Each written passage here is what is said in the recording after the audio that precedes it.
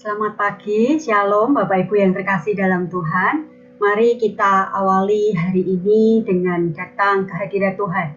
Kita mau bersyukur kepada Tuhan yang sudah begitu sangat baik dalam hidup kita. Kita mau memuji dan menyembah Tuhan, karena hanya Dialah yang layak menerima pujian, hormat, dan syukur dari kita.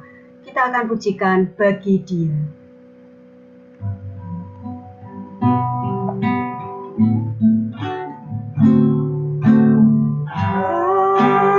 Yesus hormati bagiku, ya Tuhan selamatkan jiwaku.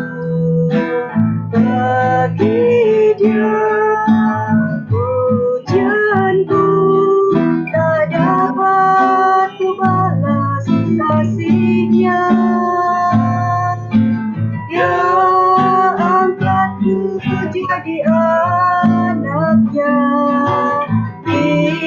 damai dalam hidupku.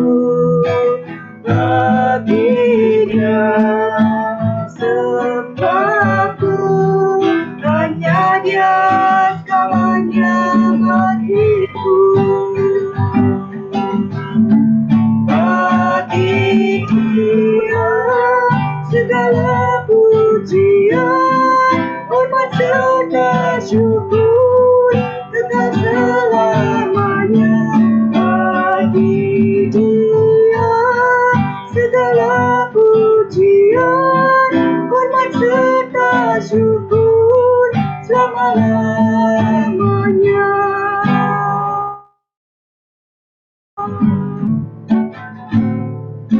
Ya Yesus hormati bagiku, ya Tuhan selamatkan jiwaku.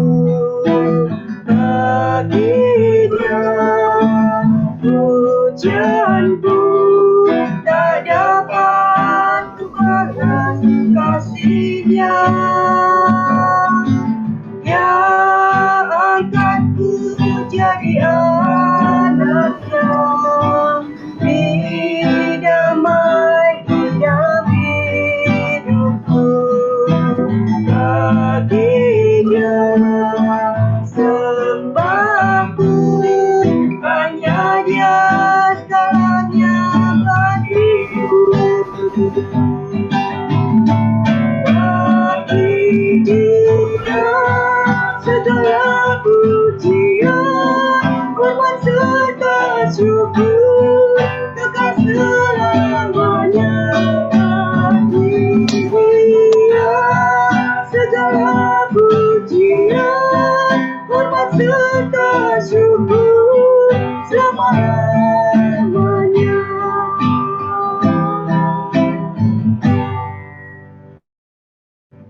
Kita berdoa. Tuhan Yesus, inilah pujian kami di hadapan-Mu ya Tuhan.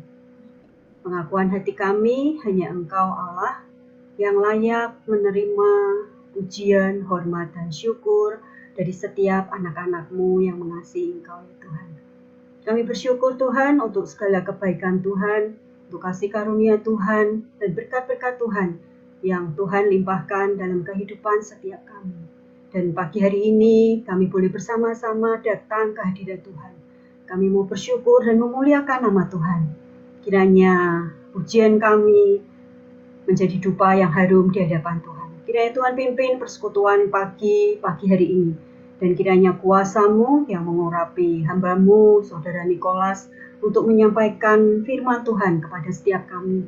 Kami mau mengawali hari ini dengan mendengar, dan kami mau melakukan pesan melalui firman-Mu pada pagi hari ini. Kiranya Tuhan juga yang akan mengendalikan internet yang kami pakai, sehingga setiap kami boleh mendengar dengan baik. Terima kasih Tuhan, kami menyerahkan persekutuan kami pagi ini hanya di dalam nama Tuhan kami Yesus Kristus. Amin. Bapak Ibu yang terkasih, firman Tuhan pagi hari ini akan disampaikan oleh Saudara Nikolas. Kita akan pujikan Kuserahkan Hidupku.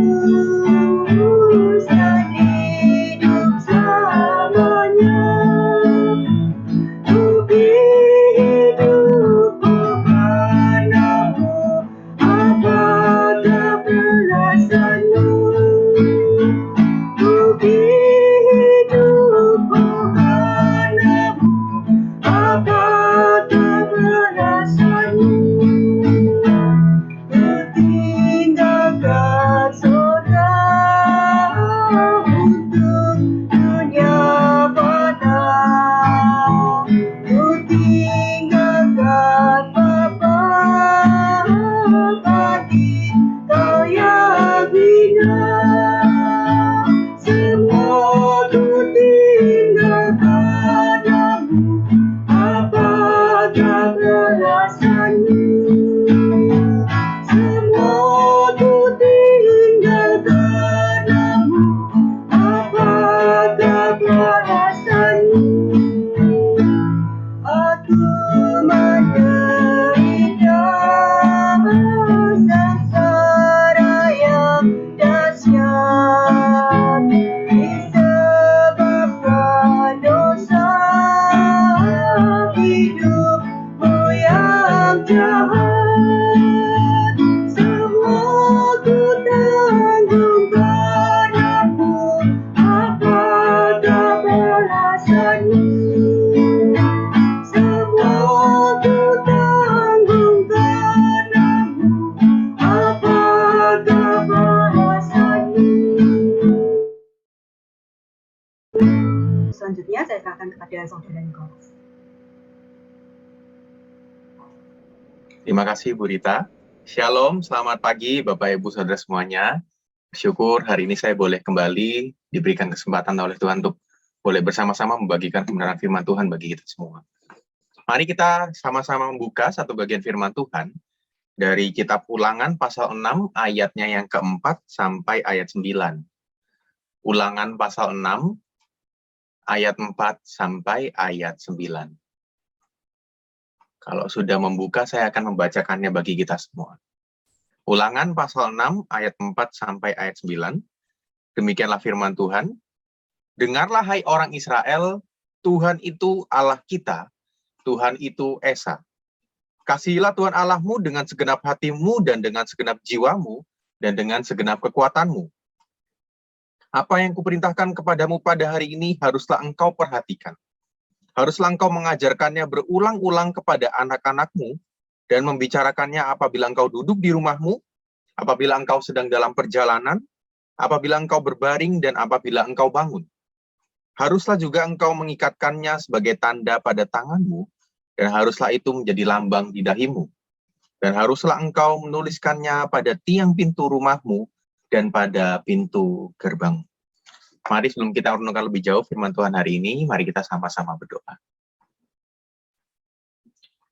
Tuhan Yesus, terima kasih karena pagi hari ini Engkau masih memberikan kami kesempatan untuk boleh bangun dengan badan yang sehat bugar, dan kami boleh bersama-sama bersekutu, bersama-sama memuji Tuhan, mendengarkan firman Tuhan dan berdoa pada Engkau ya Tuhan. Secara khusus kami mau menyerahkan untuk renungan firman Tuhan kami pada pagi hari ini.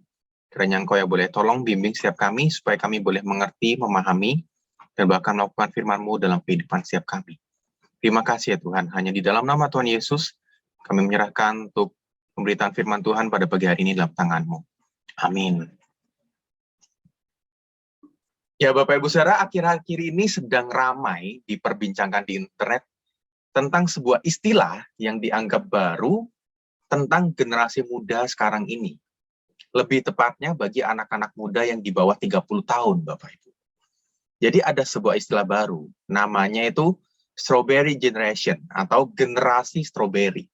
Mungkin kita bingung ya Bapak Ibu dengarnya, kok dilambangkannya pakai buah stroberi itu kenapa gitu. Nah ini ada alasannya sendiri Bapak Ibu Saudara.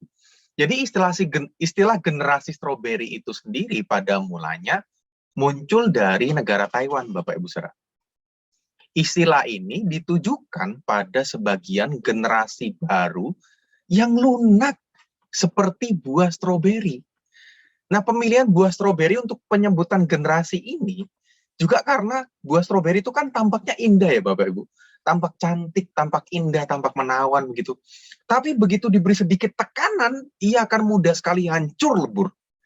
Nah, menurut seorang profesor dari salah satu artikel yang saya baca, menurut Profesor Renald Kasali dalam bukunya dan dalam salah satu kesempatan kuliah online yang beliau berikan, generasi strawberry ini adalah generasi yang penuh dengan gagasan kreatif, tetapi juga mudah menyerah dan gampang sakit hati, Bapak.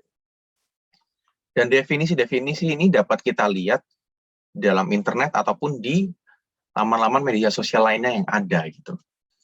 Nah, begitu banyak gagasan kreatif yang dilahirkan oleh anak-anak muda zaman sekarang. Tapi banyak juga keluhan-keluhan dan berbagai komentar mereka akan betapa beratnya kehidupan saat ini. Apalagi Bapak Ibu Saudara, kalau kita perhatikan anak-anak muda zaman sekarang tuh hidup dalam sebuah zaman yang dikelilingi dengan etos yang menjadikan bahwa diri mereka sendiri itu adalah sumber dan standar dari kehidupan mereka.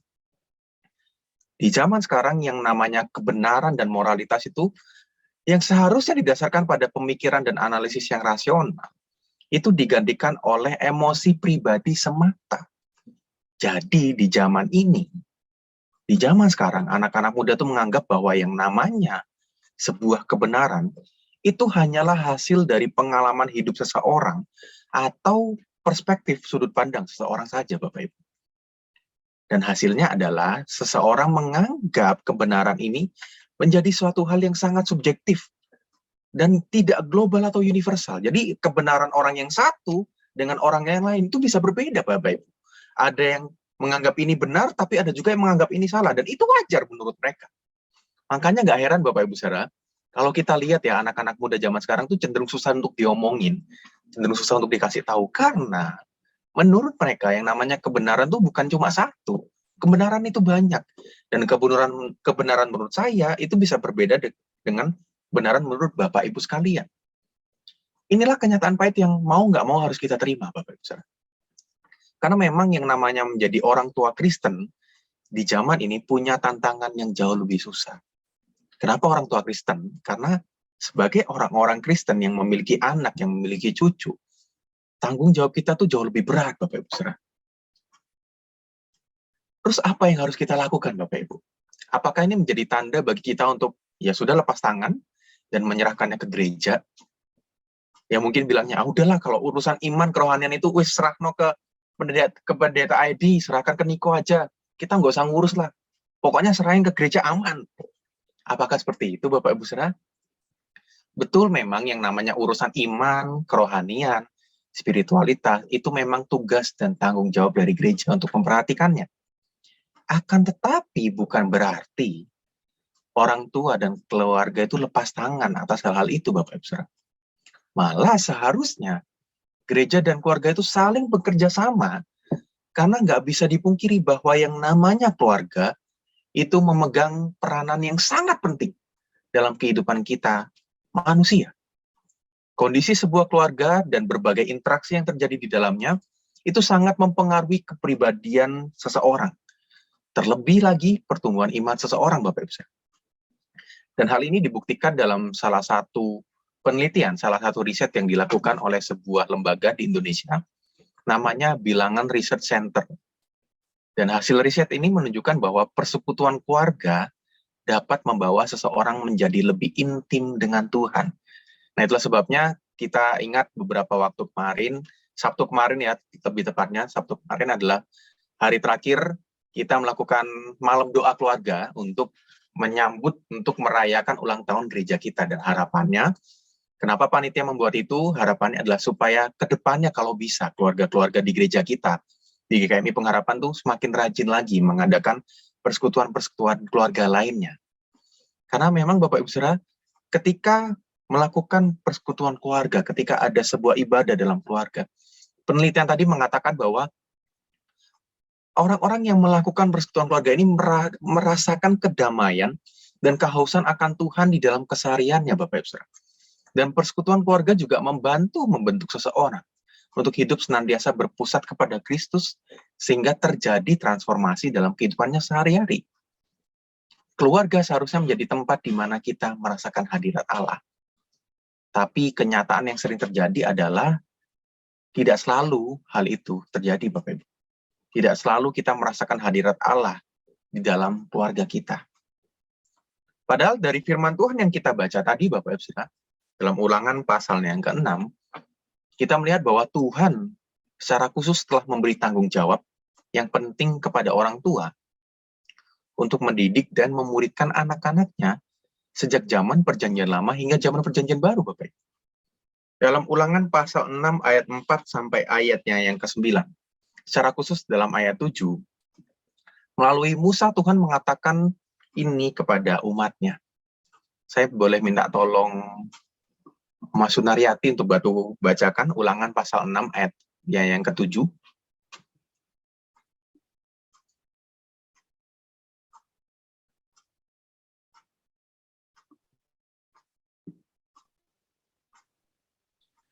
Haruslah engkau mengajarkannya berulang-ulang kepada anak-anakmu dan membicarakannya apabila engkau duduk di rumahmu, apabila engkau sedang dalam perjalanan, apabila engkau berbaring, dan apabila engkau bangun.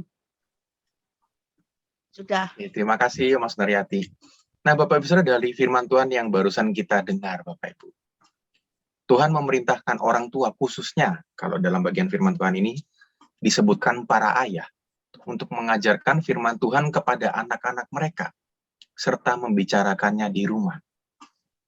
Dan di ayat ini dikatakan bahwa haruslah engkau mengajarkannya berulang-ulang Bapak Ibu Saudara.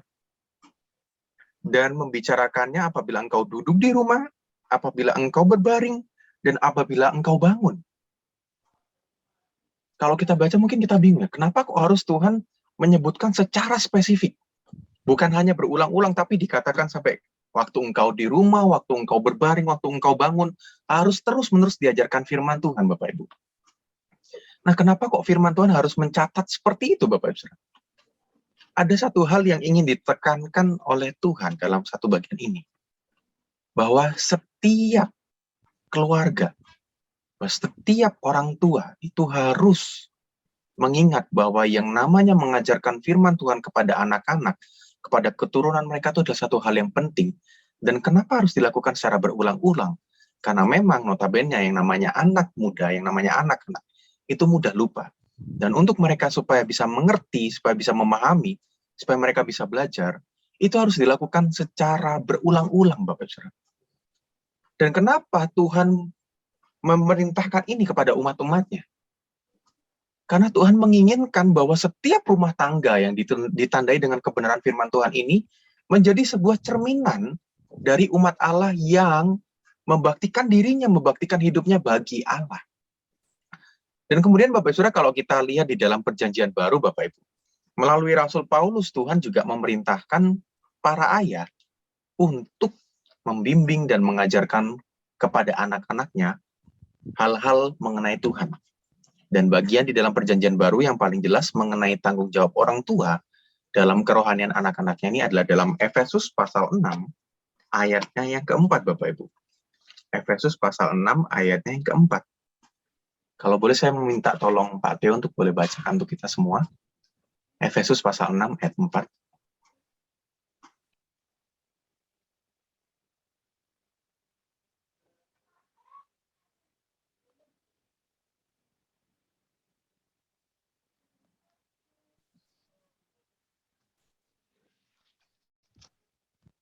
Efesus 6 ayat 4. Dengarlah sebentar. Dan kamu bapak-bapak janganlah bangkitkan amarah di dalam hati anak-anakmu, tetapi didiklah mereka di dalam ajaran dan nasihat Tuhan. Terima kasih Pak Theo. Nah Bapak Saudara, kita baca barusan bahwa ini adalah suatu nasihat yang diberikan kepada bapak-bapak atau khususnya kepada orang tua, begitu Bapak Ibu. Dan sebetulnya dalam bagian ini, dalam pasal ini, Paulus menjelaskan bagaimana seharusnya jemaat Tuhan itu hidup sebagai pengikut Kristus di dalam keluarga mereka masing-masing. Karena di sana kita baca ada nasihat kepada para anak-anak, lalu kepada orang tua, dan Paulus melanjutkan berbagai nasihat-nasihat lainnya, Bapak Ibu. Nah, ayat 4 ini secara khusus ditujukan kepada orang tua, dan lebih khususnya lagi ditujukan kepada ayah sebagai penanggung jawab utama terhadap pendidikan moral dan kerohanian anak-anak mereka. Nah, kalau kita baca, kok kayaknya kepada ayah terus, maksudnya ini ibunya nggak ada tanggung jawab gitu? Bukan gitu, Bapak Ibu Saudara. Tapi kalau kita sadari, memang di dalam Alkitab itu budaya patriarkal sangat kuat. Jadi yang namanya kaum laki-laki, kaum pria itu memang adalah yang memimpin setiap keluarga. Dan menurut saya ini adalah satu hal yang baik, Bapak Ibu Saudara. Karena terkadang fenomena atau kenyataan yang saya lihat adalah banyak sekali para ayah atau para bapak, begitu ya Bapak Ibu Saudara, yang kurang memperhatikan tentang kondisi iman atau kerohanian dari anak-anak mereka. Yang seringkali saya lihat adalah, oh ya udahlah serahin aja ke mamanya gitu, serahin aja ke ibunya gitu, karena biasanya lebih telaten Bapak Ibu Saudara. Kaum ibu-ibu itu lebih telaten ngurusin hal-hal seperti ini. Tapi kalau kaum bapak-bapak biasanya sibuk dalam pekerjaan gitu. Nah, tapi tidak selalu, dan saya bersyukurnya di GKMI Pengharapan ini sendiri terbukti ya Bapak Ibu, dari adanya kompak itu berarti bapak-bapak di gereja kita tuh cukup memperhatikan tentang kerohanian atau kondisi spiritualitas kita.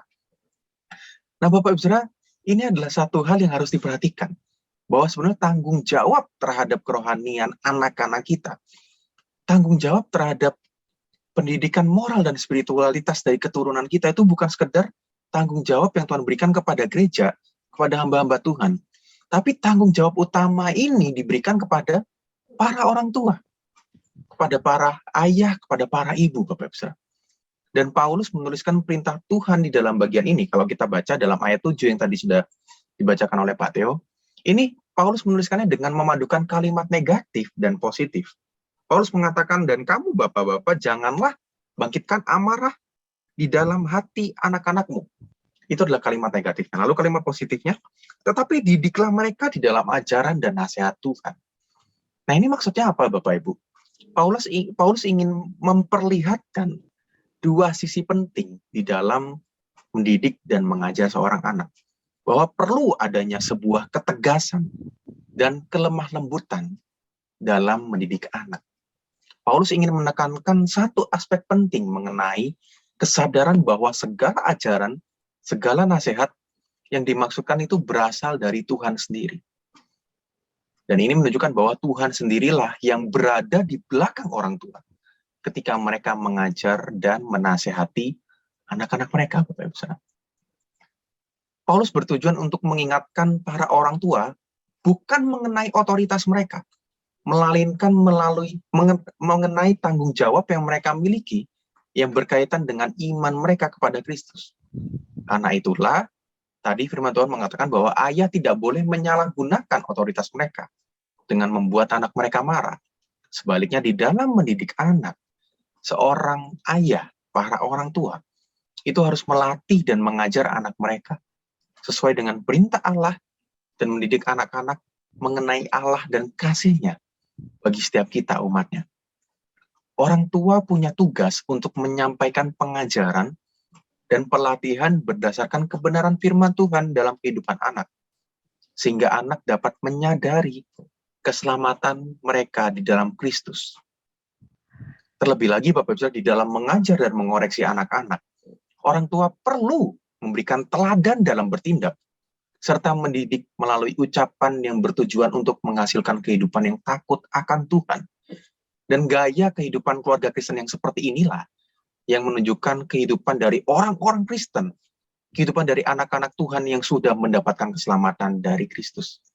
Dan teladan seperti inilah juga yang nantinya akan menjadi contoh baik bagi masyarakat dan lingkungan yang ada di sekitar kita. Sehingga orang-orang lain pun di sekitar kita dapat mengenal dan memuliakan Tuhan. Tentu nggak mudah, Bapak Ibu Saudara. Saya belum pernah merasakan yang namanya jadi orang tua. Saya belum pernah merasakan yang namanya jadi punya anak dan harus mendidik mereka. Tapi dari apa yang saya lihat saja, Bapak Ibu Saudara, saya bisa mengatakan dengan mudahnya bahwa nggak gampang jadi orang tua, Bapak Ibu. Apalagi zaman sekarang, Bapak Ibu, anak-anak muda zaman sekarang itu, jangankan dengan orang tua mereka, dengan saya aja yang terkadang hanya beda beberapa tahun, itu pemikirannya sudah jauh berbeda. Dan kadang itu nggak nyambung Bapak Ibu kalau ngomong dengan mereka. Dan karena satu hal tadi sebetulnya yang melatar belakangi, karena adanya perbedaan zaman, perbedaan budaya, sehingga menurut mereka yang namanya kebenaran itu antara satu orang dengan yang lain itu bisa berbeda. Jadi kadang itulah yang membuat mereka kenapa mereka gampang ngelunjak, nggak mau dengerin orang tua. Karena menurut mereka, oh aku pun bisa benar kok. Tidak selalu orang tuaku yang benar, gitu Bapak Ibu Saudara. Dan ini adalah jadi tantangan untuk setiap kita. Dan karena itulah, seharusnya orang tua bekerja sama dengan gereja. Jadi gerejalah yang nantinya akan memperlengkapi para orang tua, sehingga dapat mendidik dan mengajari anak-anaknya dengan benar, Bapak Ibu Saudara. Nah, Bapak Ibu Saudara, para orang tua dan setiap kita, orang-orang dewasa Kristen ini punya peran sebagai agen Tuhan bagi anak-anak kita.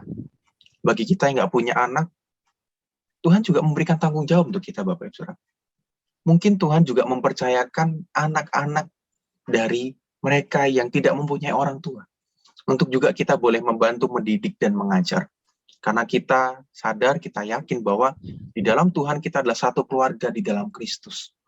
Dan ketika kita berada di gereja, kita juga sebagai orang dewasa Kristen ini punya tanggung jawab untuk memperhatikan anak-anak muda, generasi muda yang ada di gereja kita. Karena sadar atau tidak, kita mau percaya atau tidak, yang namanya generasi muda itu akan menjadi penerus dari gereja kita nantinya. Dan kalau generasi muda kita yang ada di gereja ini, mereka tidak terlalu memahami akan iman dan kerohanian yang baik dari orang-orang dewasa Kristen yang ada di dalam gereja mereka, lalu bagaimana nasib gereja kita nantinya, Bapak Ibu Saudara? Memang ini adalah tanggung jawab kami para hamba-hamba Tuhan. Pendeta Edi, saya, Kiai Dwi Tsunami, Evangelis Yonatan.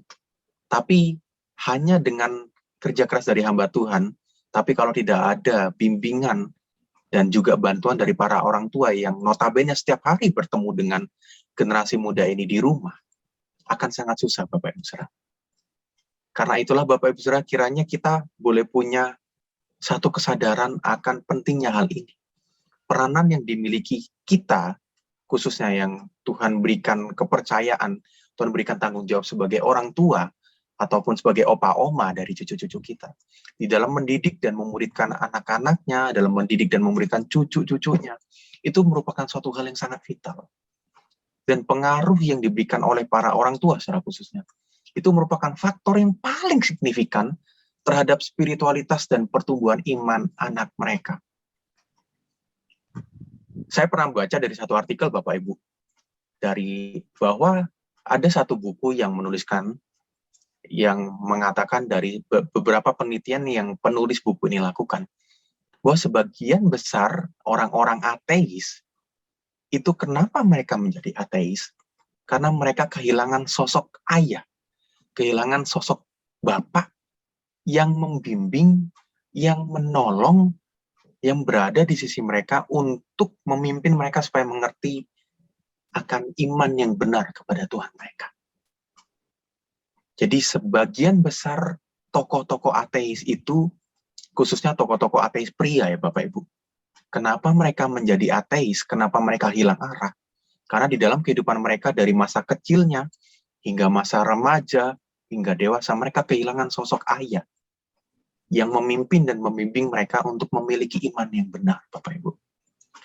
Nah, itulah sebabnya Bapak Ibu Saudara, kita harus bersama-sama sadar dan memperhatikan satu hal yang penting ini. Bapak Ibu, kalau kita lihat tadi sebelum dalam Efesus pasal 6 ayat 4, di dalam pasal yang kedua, Efesus pasal 2 ayat 11 sampai ayat 22, Paulus mengatakan demikian kepada jemaat di Efesus. Karena itu ingatlah bahwa dahulu kamu sebagai orang-orang bukan Yahudi, menurut daging yang disebut orang-orang yang tak bersunat oleh mereka, yang menamakan dirinya sunat, yaitu sunat lahiriah yang dikerjakan oleh tangan manusia, bahwa waktu itu kamu tanpa Kristus tidak termasuk keluargaan Israel dan tidak mendapat bagian dalam ketentuan-ketentuan yang dijanjikan, tanpa pengharapan, tanpa Allah di dalam dunia. Lalu di dalam ayat 1 sampai 2, di dalam ayat yang sebelumnya, Paulus mengatakan, kamu dahulu sudah mati karena pelanggaran-pelanggaran dan dosa-dosamu. Kamu hidup di dalamnya karena kamu mengikuti jalan dunia ini, karena kamu mentaati penguasa kerajaan angkasa, yaitu roh yang sekarang sedang bekerja di antara orang-orang durhaka. Untuk memulai surat ini kepada jemaat di Efesus, Paulus mengatakan bahwa dahulu jiwa mereka tuh sudah mati dalam pelanggaran dosa sehingga harus dimurkai. Dulu mereka bukan milik Kristus, dan dulu mereka hidup tanpa Kristus. Hidup mereka sia-sia, tanpa pengharapan, karena Tuhan tidak tinggal di dalam diri mereka. Tapi sekarang mereka yang berada di dalam Kristus telah menjadi jemaatnya dan memperoleh janji-janji Allah. Mereka yang dulunya jauh, yang dulunya terhilang, sekarang menjadi dekat di dalam persekutuan komunitas umat Allah. Karena Allah sudah membawa pulang dan menerima mereka menjadi anggota keluarganya, Bapak Ibu Saudara. Nah, Bapak Ibu saudara, inilah juga yang seharusnya diterapkan dalam keluarga-keluarga Kristen di zaman ini. Sama seperti saudara di dalam Kristus lainnya. Kita harus melihat anak-anak kita harus melihat cucu-cucu kita harus melihat keturunan kita, anak-anak muda di zaman ini, sebagai sesama saudara di dalam Kristus, yang perlu kita kasihi dan perlu kita terima, sama seperti Tuhan menerima kita. Memang kalau kita melihat, aduh, anak-anak muda zaman sekarang tuh susah, Kak Niko. Mereka tuh rebel, susah diomongin, bandel. Capek saya sampai mau ngomongin ini. Tapi kita nggak boleh menyerah, Bapak Ibu sekalian. Karena itulah tanggung jawab dan sebuah kepercayaan yang Tuhan berikan kepada kita. Keluarga-keluarga orang-orang Kristen ini seharusnya merupakan tempat di mana Tuhan berdiam dengan segala kekayaannya. Dan ikatan kasih di dalam keluarga inilah yang menjadi refleksi, yang menjadi cerminan akan kasih Allah yang hadir dan diam di dalam keluarga. Karena itulah kita harus menunjukkan bagaimana kasih Allah itu nyata di dalam keluarga kita. Di tengah generasi muda masa kini yang semakin melunak, yang semakin rentan, yang semakin mudah hancur, seperti stroberi, Bapak Ibu Saudara. Yang mereka butuhkan itu bukan sekedar warisan fisik berupa harta kekayaan, kehidupan yang baik dan stabil, orang tua yang baik dan mau mendengarkan mereka. Yang mereka butuhkan bukan sekedar itu, Bapak Ibu Saudara. Memang itu semua merupakan warisan yang baik bagi mereka. Tapi mereka jauh lebih membutuhkan warisan rohani dari kita. Mereka membutuhkan didikan dan teladan iman yang kuat dan benar di dalam Kristus.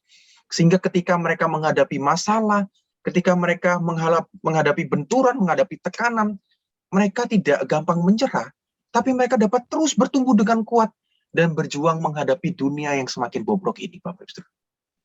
Generasi muda di zaman ini membutuhkan orang-orang dewasa Kristen yang juga mau memperhatikan iman dan kerohanian mereka, yang mau mendidik dan mengajar mereka dengan kasih Kristus, sehingga mereka dapat mengenal Tuhan mereka dengan benar. Mereka membutuhkan kita, orang-orang dewasa Kristen yang mau menjadi teladan iman, mau menjadi sahabat bagi mereka di dalam keluarga kerajaan Allah. Karena tanpa kita, Bapak Ibu Saudara, mereka akan menjadi generasi stroberi, generasi yang mudah hancur, generasi yang lunak, generasi yang mudah menyerah ketika ada tekanan, ketika ada cobaan, ketika ada tantangan yang terus-menerus menghadapi mereka ini, Bapak Ibu Saudara. Oleh karena itu kiranya Tuhan boleh mengingatkan kita semua pada pagi hari ini, dan juga boleh memberikan kita kekuatan supaya kita dapat melakukan tugas dan tanggung jawab kita sebagai orang-orang dewasa Kristen yang senantiasa mau menjadi teladan iman bagi generasi muda yang ada di gereja kita. Kiranya Tuhan yang menolong kita. Amin. Mari kita berdoa. Tuhan Yesus, terima kasih untuk kesempatan kami boleh mendengarkan dan merenungkan firman Tuhan.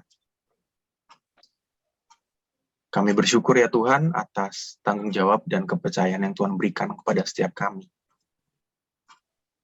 Di tengah zaman yang semakin bobrok ini, yang semakin rusak, Tuhan memberikan kami tanggung jawab dan kepercayaan sebagai orang-orang dewasa Kristen. Baik kami yang memiliki anak, maupun kami yang tidak memiliki anak, Tuhan mempercayakan kepada kami sebuah tanggung jawab untuk boleh mendidik dan mengajar generasi muda yang ada di gereja kami, dan menjadi teladan iman yang baik bagi mereka. Tolonglah kami Tuhan, karena kami tahu ini tidak mudah, tapi kami yakin dan percaya ketika Tuhan berikan tanggung jawab kepada setiap kami, Tuhan juga yang akan memampukan setiap kami dengan pertolongan-Mu dan bimbingan dari Roh Kudus. Terima kasih Tuhan. Hanya di dalam nama Tuhan Yesus kami sudah berdoa. Amin. Amin. Saya serahkan kembali kepada Ibu Rita. Terima kasih Nikolas untuk firman Tuhan yang sudah disampaikan pada pagi hari ini. Mari Bapak Ibu, kita mendidik anak cucu kita dalam ajaran dan nasihat Tuhan. Mari kita meninggalkan warisan rohani, warisan iman bagi keturunan kita. Kiranya Tuhan yang memampukan setiap kita untuk melakukan firman Tuhan hari ini. Kita akan menaikkan doa-doa syafaat. Pokok-pokok doa bisa kembali Bapak Ibu lihat di slide.